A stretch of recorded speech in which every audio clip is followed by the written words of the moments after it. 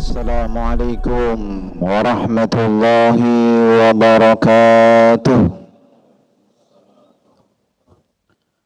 Alhamdulillah.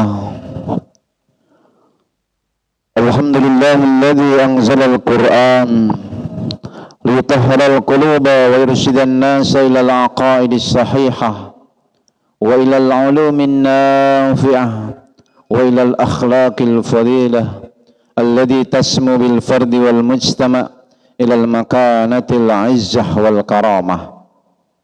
Asyhadu an la ilaha illallah wahdahu la syarika lah wa asyhadu anna Muhammadan abduhu wa rasuluhu la nabiyya ba'dah. Allahumma salli wa sallim wa barik ala sayyidina Muhammad wa ala alihi wa ashabihi ajma'in, amma ba'du.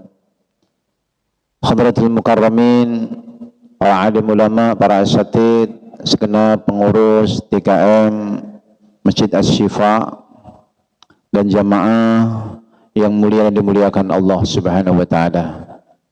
Bersyukur kita kepada Allah yang telah mencurahkan kepada kita semua kenikmatan baik ruhiyah maupun jasadiyah. Kita ngumpul di majelis ini, Allah menjamkan iman dalam kalbu kita, diberikan kenikmatan untuk salat berjamaah, diberikan kesehatan. Kalau ada di antara diri keluarga kita yang sakit, semoga Allah angkat penyakitnya. Yang susah Allah berikan kemudahan, yang sempit Allah berikan kelapangan. Pun yang jahil Allah berikan ilmu yang manfaat, ilmu yang manfaat fid din wa dunya wal akhirah. Salawat dan salam semoga terlimpahkan keharibaan junjungan baginda Nabi Muhammad sallallahu alaihi wasallam, Nabi yang sangat mencintai umatnya, melebihi Nabi yang lain cinta dan sayang terhadap umatnya. Mudah-mudahan kita semua termasuk umat yang mendapatkan syafaatnya. Siang hari ini tema kita tentang 5 macam Al-Quran. Ini mungkin pembahasan yang pertama kali tentang 5 macam Al-Quran atau 5 jenis Al-Quran. Kalau dulu saya baca dalam kalangan ahli sahabat itu Quran dibagi 2, Quran fis sutur, Quran fis sudur. Quran yang tertulis baik dalam batu, di tulang, di kulit, di kayu. Kemudian yang kedua fis sudur, Quran yang ada dalam dada para sahabat yang dihafal. Secara garis besar sebenarnya ada 5. Pertama, Quran itu Quran yang fi lauhil mahfud. Dalam surah Al-Waqiah ayat 75 Allah berfirman, dan berikutnya a'udzubillahi minasyaitonirrajim. Fala uqsimu bimawaqi'in nujum wa innahu laqasamun law ta'lamuna 'azim innahu laqur'anun karim fi kitabim maknun la yamassuhu illal mutahharun tanzilun mir rabbil alamin. Allah bersumpah dengan terbitnya bintang-bintang, bimawaqi'in nujum wa innahu laqasamul law ta'lamuna 'azim. Sesungguhnya ini sumpah, kalau kalian tahu benar-benar sumpah yang sangat agung. Innahu laqur'anun karim. Sesungguhnya dia adalah Quran yang benar-benar mulia. Fi kitabim maknun, dalam kitab yang tersimpan di Lauhul Mahfud. Jibril mengambil juga nggak langsung, lewat malaikat penulis kiraman katibin. Ini beda dengan kiraman katibin yang menulis amal kita, yang wama yalfidu min qaulin illa ladaihi raqibun atid. Ada malaikat selain itu yang kiraman katibin ini yang menuliskan ayat-ayat suci selama 20 hari. Ad-Dhahhak menuturkan, dikutip oleh Ibnu Katsir dalam tafsir Ibnu Katsir. Lalu sama malaikat Jibril diturunkan dari Lauhul Mahfud ke langit bumi itu di malam nuzul Quran, berangsur-angsur kepada Nabi Muhammad. Kalau di langit ditulisnya itu oleh malaikat kiraman katibin 20 malam, disebutkan sampai ke bumi 20 tahun. Sebenarnya pasnya itu 22 tahun, 2 bulan, 22 hari. Ke bumi. Jadi dari Lauhul Mahfud la yamassuhu ilal mutahharun, enggak menyentuhnya kecuali malaikat yang disucikan. Ini yang di Lauhul Mahfud.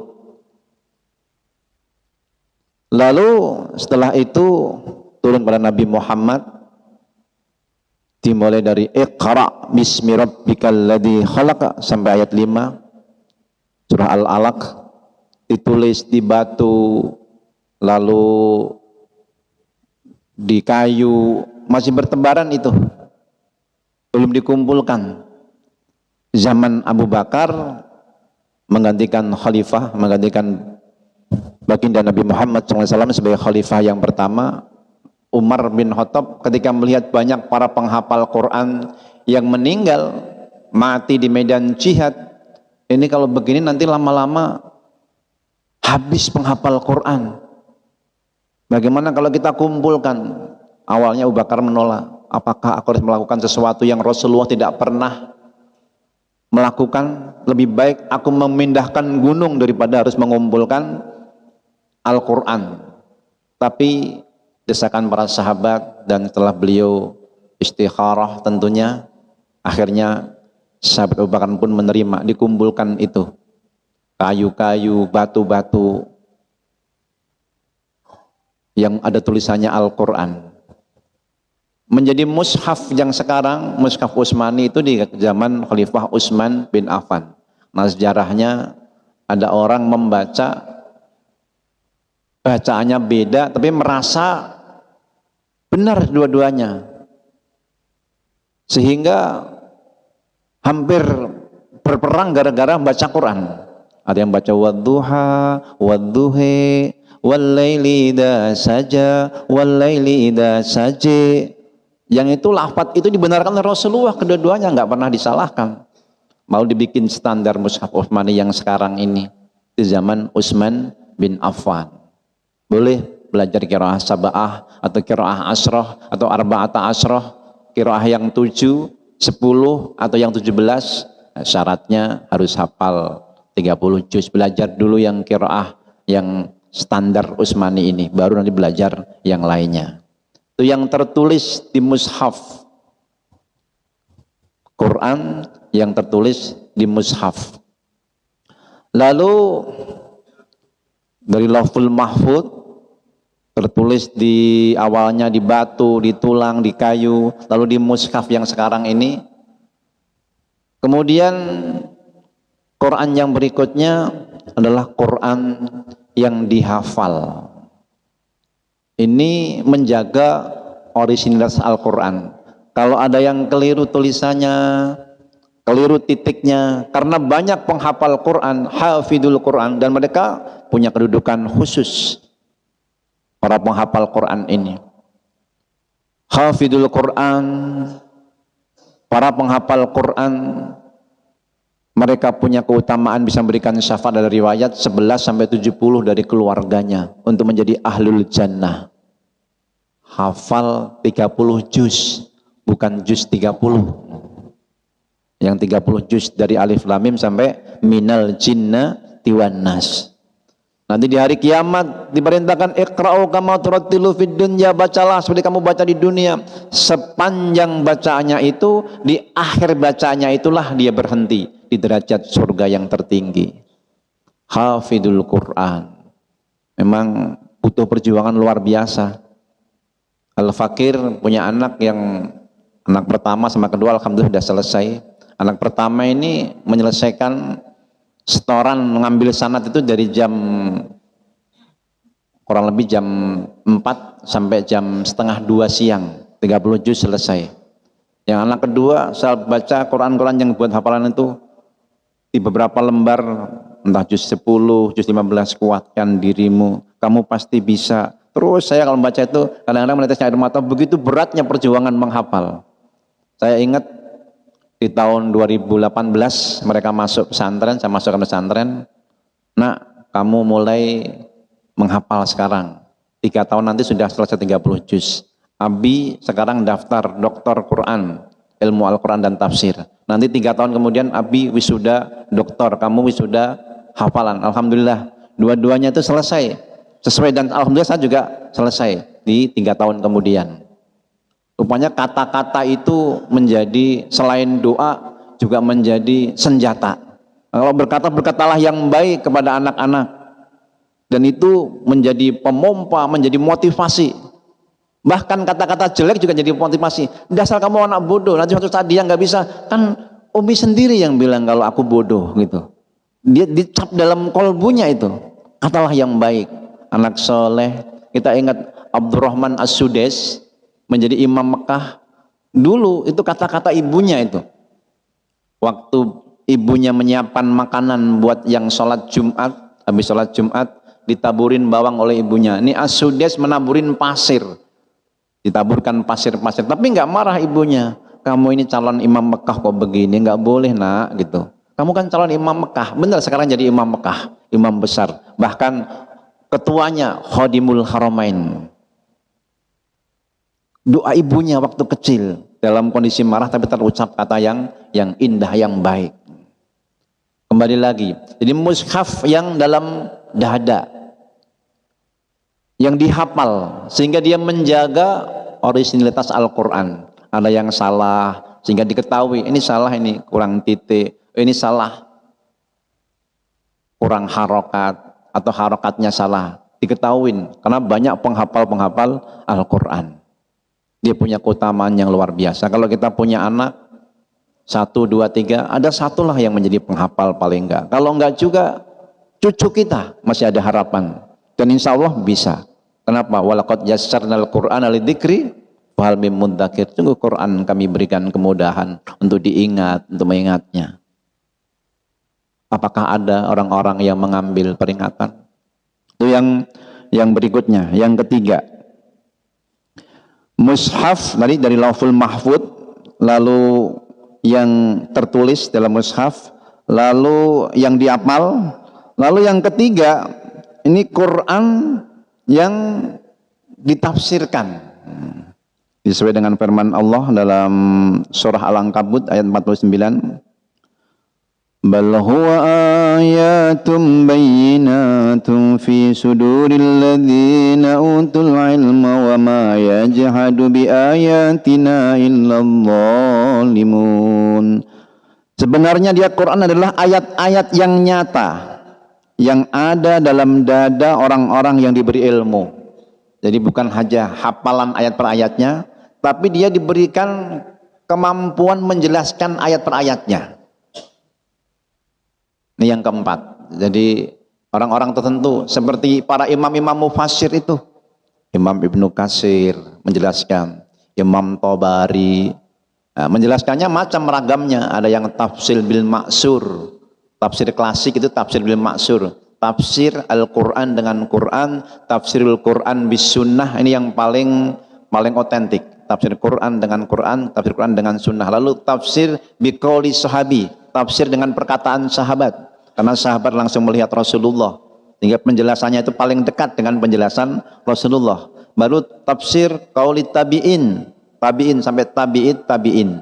Nah, ini tafsir klasik, tafsir yang bil ma'thur kebanyakan dengan menggunakan asar, qauli sahabi, kemudian selain qauli nabi, sabda nabi, sunnah dengan sunnah, yaitu dengan qauli sahabi, para sahabat, dengan perkataan tabi'in dan tabi'in.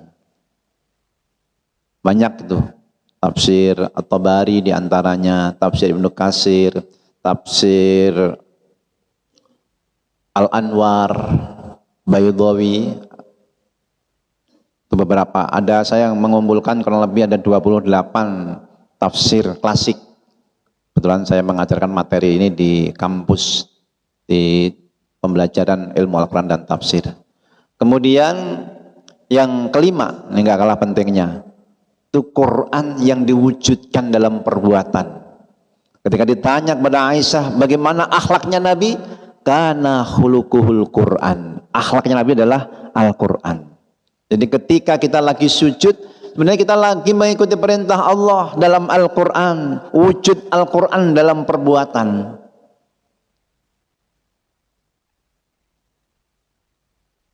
Perintah Allah, aqimus shalah wa atuz zakah, dirikan salat, tunaikan zakat. Maka kita lagi mewujudkan perintah Allah menunaikan salat, lalu membayar zakat. Dari beberapa ayat-ayat Al-Quran, baik yang tertulis maupun yang dalam keadaan yang fisudur, yang dalam wujud perbuatan, ini menjadi kemujiatan sampai hari ini. Kita saksikan ayat Quran yang diperdengarkan kepada yang ditawan, orang-orang di Palestina, orang-orang Zionis atau sebagian orang Israel ditawan itu, mendengarkan ayat suci. Memang anjuran bagi yang menawan musuh untuk hatta yasma'a kalam Allah, perdengarkan mereka itu kalam-kalam Allah. Dan beberapa mereka itu sampai hafal. Saya melihat videonya sendiri. Idza jaa nasrullahi wal fath wa ra'aitan nasa yadkhuluna fi dinillahi afwaja fasabbih bihamdi rabbika wastaghfir innahu kana tawwaba. Dibaca ini oleh tentara-tentara Hamas Al-Qassam, didengarkan, dan mereka itu takjub melihat wujud dari keteguhan iman orang-orang Palestina. Kok bisa ya, orang sudah disakitin, didolimin, tapi akhlak mereka tetap begitu mulia. Dengan tawanan itu ketika berpisah seperti lebaran aja, berpelukan, dada-dada. Kok mereka punya iman sehebat itu? Bahkan terhadap putri kami yang kecil, minta manisan, dicariin manisan, padahal dia berada dalam lorong-lorong. Diciumnya anak saya, putri saya, keningnya, tangannya, begitu sayang. Padahal mereka sudah disakitin, dibombardir kayak gitu. Kok bisa perlakuan mereka seindah itu? Penasaran. Dia setelah dibebaskan mencari Al-Quran yang tertulis. Lihat perwujudan dalam perbuatan, yang tertulis itu dicari. Dia baca, kok seteguh itu, sehebat itu. Dia baca lembar per lembar. Rupanya dia merasa seakan-akan berdialog dengan Tuhan. Kata para ulama, kalau kamu pengen berdialog sama Allah, sama Tuhan, maka salatlah. Tapi kalau kamu ingin bagaimana Allah berdialog sama kamu, bacalah Quran. Dia baca sampai di lembar ke-10 dia menuturkan. Oh, rupanya ini nih. Ya ayyuhalladzina amanu ista'inu bis-sabri was-salah innallaha ma'as-sabirin. Hai orang-orang yang beriman, mintalah tolong kepada Allah dengan sabar dan salat. Allah bersama orang-orang yang sabar. Pantes Allah bersama mereka, Tuhan bersama mereka. Ini kan yang hidup, bagaimana yang mati? Dia baca ayat berikutnya lagi, dia berkata dalam hati. Dibaca ayat berikutnya. Wala taqulu liman yuqtalu fi sabilillahi amwat bal ahya'un walakin la tash'urun. Jangan kalian katakan orang yang mati di jalan Allah itu mati. Bal ahya, mereka itu hidup. Walakin la tash'urun, tapi kalian tidak merasakan. Jadi seakan-akan menjawab isi hatinya Al-Quran ini. Dia tulis itu takjubnya dia terhadap Al-Quran, terhadap perilaku orang-orang yang mengamalkan Al-Quran. Lalu dia berusaha untuk latihan sholat, belum masuk Islam, dia latihan sholat pakai jilbab. Aku rasakan begitu ada kedamaian ketika aku sholat. Dia tulis dalam sosial medianya. Orang-orang yang dari agama sebelah, yang seagama dengan dia, kamu jangan terus baca Quran begitu, nanti kamu lama-lama pindah kepada pengikut Nabi Muhammad, kamu lama-lama ikut Al-Quran nanti. Kalau memang agama yang kita yakini benar, kenapa tidak mau tampil bareng? Nanti siapa yang terbaik pasti akan, dia udah kepencut sama Al-Quran, dia nggak mau berhenti, dia baca terus. Rupanya kesusahan, penderitaan sudah tertulis, dan Allah sudah berfirman bahwasanya wala nabluwannakum bisyai'im minal khaufi wal ju'i wa naqsi minal amwali wal anfusi was samarat. Kami benar-benar akan uji kalian dengan sedikit, dengan rasa takut, khauf wal ju', laparan, wa naqsi minal amwal, kurang harta, wal anfus, kehilangan jiwa, tapi ujungnya sangat indah. Wa basyiris sabirin, berikan kabar gembira bagi orang-orang yang sabar. Siapa mereka itu? Alladzina idza asabathum musibah qalu inna lillahi wa inna ilaihi rajiun, yaitu mereka ketika tertimpa musibah, mereka mengembalikan ini semuanya milik Allah, kita ini milik Allah. Inna lillahi wa inna ilaihi rajiun, dan kita akan dikembalikan kepada Allah. Dan bagi mereka itu ulaika alaihim salawatu mir rabbihim, bagi mereka salawat, curahan rahmat dari Tuhan mereka. Wa rahmah wa ulaika humul muhtadun, itulah orang-orang yang mendapatkan bimbingan. Dia tuturkan itu, disampaikan Al-Quran yang wujudnya dalam perbuatan, mengilhami dia untuk melihat mushaf. Setelah dia baca, dia berdialog, seakan-akan Allah telah memberikan curahan hidayah. Tinggal syahadat aja nih, tinggal syahadat, dia sudah kepencut sama Al-Quran, kepencut dengan perilaku orang-orang Islam yang mengamalkan Al-Quran. Jadi ada Quran yang di Lauhul Mahfud, kesimpulannya, kemudian yang tertulis dalam mushaf, lalu yang dihafal, lalu yang ditafsirkan oleh para ulama mufassir, lalu yang diamalkan dalam perbuatan. Sehingga disebutnya oleh Aisyah, kana khuluquhul Quran, akhlaknya Nabi adalah Al-Quran. Maka kalau membaca Al-Quran tidak paham, baca tafsirnya, baca sunnahnya, insya Allah Allah karuniakan pada kita kepahaman. Semoga Allah rahmati kita semua, Allah sayangi kita semua, Allah kumpulkan kita di dunia ini dan dikumpulkan kelak dalam surganya. Marilah kita bermunajat kepada Allah. A'udzubillahi minasyaitonirrajim. Bismillahirrahmanirrahim. Alhamdulillahirabbil alamin. Allahumma shalli ala sayyidina Muhammad wa ala alihi wa ashabihi ajmain. Ya Allah ya Karim, ya Rahman ya Rahim, ya Qawi ya Hakim, ya Dzal Jalali wal Ikram. Allahumma inna ala dzikrika wa syukrika wa husni ibadatik. Ya Allah, tolonglah kami supaya kami menjadi hamba yang senantiasa berzikir kepadamu, selalu bersyukur kepadamu, beribadah dengan sebaik-baiknya kepadamu. Ampuni semua dosa-dosa kami, dosa dan salah kedua orang tua kami, guru-guru kami, orang yang telah berbuat baik pada kami, kaum muslimin dan muslimat, baik yang masih hidup maupun yang sudah wafat. Ya Rabb, karuniakan kepada kami pasangan kami, anak cucu kami yang menjadi permata hati bagi kami. Ya Allah, jadikan kami dan mereka hamba-Mu yang ahli Al-Quran, min ahli ilmi wa ahli khair, birahmatika ya arhamar rahimin. Jadikan negeri ini baldatun thayyibatun wa rabbun ghafur. Karuniakan pada bangsa kami pemimpin-pemimpin yang adil dan bijaksana, yang mencintai dan cintai oleh rakyatnya.